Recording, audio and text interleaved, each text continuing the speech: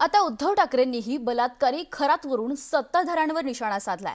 त्याचं कारण म्हणजे अशोक खरात सोबतचे अनेक फोटो सध्या सोशल मीडियावर व्हायरल झालेत।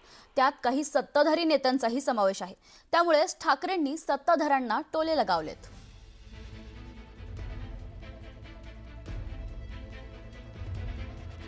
किती खालच्या पातळीपर्यंत आपण महाराष्ट्र नेणार आहोत आणि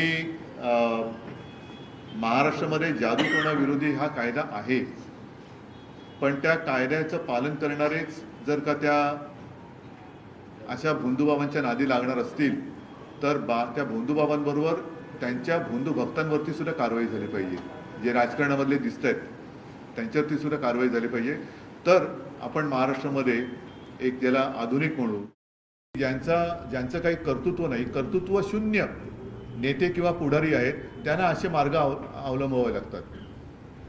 त्यांना अशा या ज्या काही भाकड कथा आहेत किंवा भोंदूगिरी आहे त्याचा आसरा एवढ्यासाठी घ्यावा लागतो कारण ते स्वतः भाकड आणि भोंदू आहेत। हे भोंदू नेते, त्यांच्यामध्ये कर्तृत्व नाही, स्वकर्तृत्वाने जे काही करू शकत नाही, अशा लोकांना ह्या सगळ्या अशा गोष्टींचा आसरा घ्यावा लागतो।